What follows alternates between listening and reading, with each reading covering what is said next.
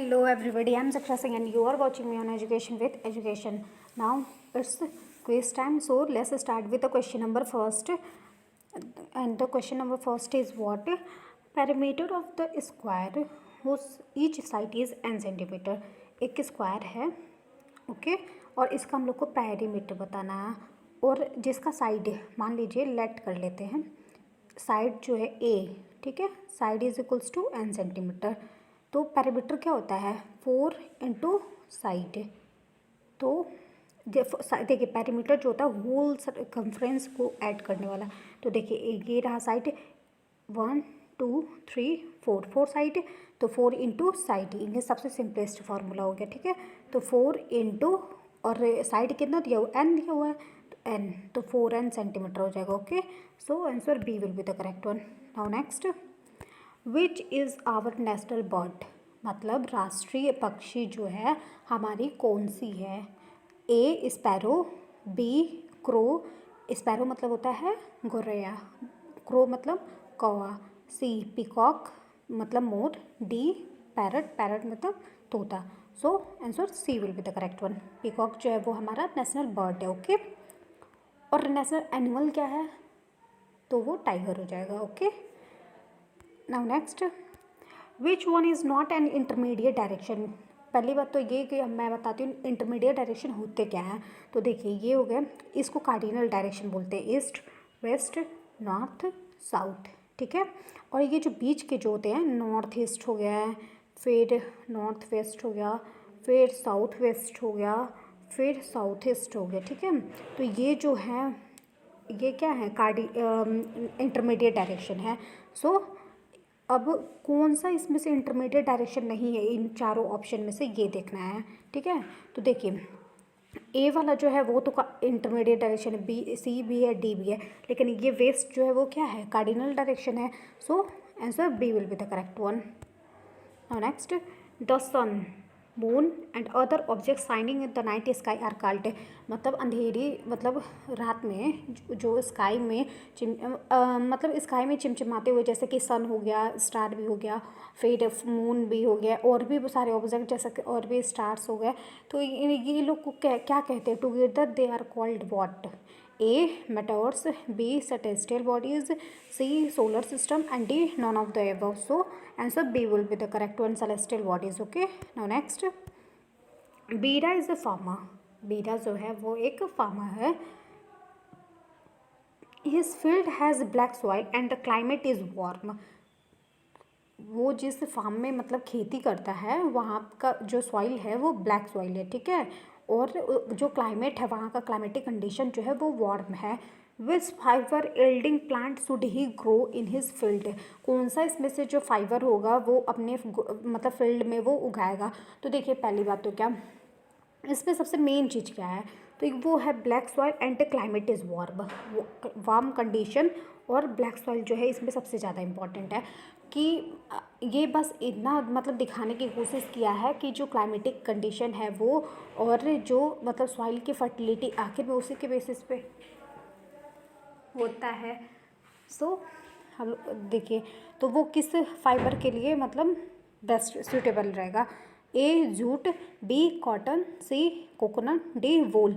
So answer B will be the correct one. Cotton के लिए black soil अच्छा होता है और क्लाइमेट जो होता है वो वार्म होना चाहिए। Now next, parameter of the square, ये तो क्वेश्चन फर्स्ट ही रिपीट कर दिया गया है। So 4n centimetre will be the answer. Okay, now next, which one is a good habit to reduce use of plastic bag. देखिए waste management जो हम लोग एक सिस्टम है वो उसमें क्या है कि 3R का यूज़ किया जाता है, रेड्यूस, रिसाइकल एंड रीयूज़। मतलब कि रेड्यूस मतलब वेस्टेज को कि जितना कम से कम हो सके उसको कंट्रोल कीजिए, जिससे कि हमारा एटमॉस्फेयर पोल्यूशन ना हो और उसकी वजह से काफ़ी सारे हेल्थ हैज़ार्ड प्रॉब्लम ना हो। तो और रीयूज़ मतलब कोई भी चीज़ें अगर एक बार यूज़ हो जाती हैं तो अगर वो दोबारा यूज़ करने लायक हैं तो उन्हें रीयूज़ ज़रूर करें, मतलब फिर से दोबारा उसका यूज़ ज़रूर करें। तीसरा है रिसाइकल। कुछ जैसे कबाड़ी वाला है तो वो क्या है, हमारे घरों से वो कबाड़ लेके जाता है और फिर उसका रिसाइकलिंग होता है, तो वो क्या होता है फिर से यूज़ में आ जाता है। जैसे पेपर्स हो गए तो वो जाते हैं, फिर उसके बाद से उनका मतलब फिर से रिसाइकलिंग होता है तो फिर वो यूज़ में आ जाता है। तो वैसे ही हम लोग इसमें से ऐसी कौन सी ऐसी अच्छी आदत है जैसे हम लोग प्लास्टिक बैग जो होते हैं, प्लास्टिक बैग हो गए या फिर मेटल्स हो गए, ये लोग मिलियंस ऑफ ईयर्स ले लेते हैं डिकम्पोज होने में। तो इसको रिड्यूस करने के लिए सबसे बेस्ट तरीका कौन सा होगा, यही हम लोग को बताना है। Using scooter for short distance, मतलब कि स्कूटर का यूज करके जाएँ मतलब शॉर्ट डिस्टेंस पे फेंकने के लिए, तो ये तो कोई लॉजिक नहीं हुआ। इससे प्लास्टिक का यूज़ कैसे कम कर सकते हैं। Be carrying a cloth bag for vegetables, मतलब कि वेजिटेबल्स लेने जाना है तो प्लास्टिक बैग का ना यूज करके, बल्कि जो क्लॉथ कपड़े के बना हुआ अगर हम लोग थैली लेके जाए तो ये काफ़ी वेस्ट मेथड हो सकता है। क्योंकि अगर हम लोग प्लास्टिक बैग ले जाते हैं तो चलिए एक बार सब्जी आ गया, फिर उसके बाद से तो वो फेंकने के लिए ही हो जाएगा, फिर दोबारा आया तो फिर फेंक दो, तो ऐसे करके वेस्ट काफ़ी ज़्यादा कलेक्ट हो सकते हैं। तो इसलिए अगर हम लोग को नॉर्मल बैग जो होता है मतलब क्लॉथ का बना हुआ अगर ले जाए तो वो दोबारा रीयूज़ तो कर सकते हैं। So the best method is B. Okay, next, envelope of air around the earth is called, हमारे पृथ्वी के जो चारों तरफ जो एयर का जो इन्वेलप बना हुआ है उसे क्या कहते हैं। A atmosphere, B biosphere, C ecosystem and D food chain. So answer A will be the correct one, atmosphere. ठीक है, इसको ब्लैंकेट ऑफ एयर भी कहते हैं। Next, loss of water by plant is called, जो पौधे होते हैं वहाँ से जो मतलब वाटर का जो लॉस होता है वो किसके थ्रू, मतलब उसे क्या कहते हैं। ए इवापोरेशन, इवापोरेशन तो होगा नहीं क्योंकि वो तो क्या होता है, वाटर जो होता है लिक्विड जो होता है वो एयर के फॉर्म में हो जाता है। कंडेंसेशन, जो पेप्सी की बॉटल होती हैं तो उस पर छोटे छोटे ड्रॉपलेट आ जाते हैं तो उसे कंडेंसेशन बोलते हैं, तो वो तो प्रेशर होगा नहीं। डी ट्रांसपोर्टेशन, ट्रांसपोर्टेशन मतलब होता है कि जैसे ट्रांसपोर्ट का मतलब एक जगह से दूसरी जगह पे गुड का एक्सचेंज है, मतलब सामानों का एक्सचेंज है, तो ट्रांसपोर्टेशन तो नहीं होगा।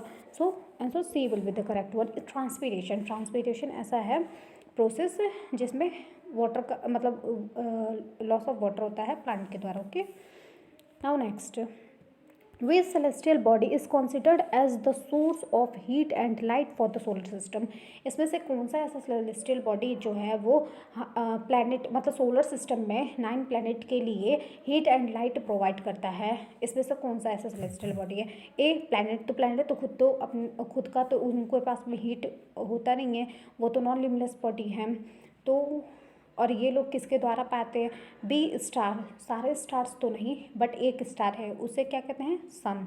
सन जो है वो सोलर सिस्टम का हेड है और वही जो है सारे प्लैनेट्स को हीट एंड लाइट प्रोवाइड करता है। सन जो है वो ल्यूमिनस ऑब्जेक्ट है। Okay, so answer C will be the correct one, sun. Now the quiz is completed. I think you all have understand. Thank you.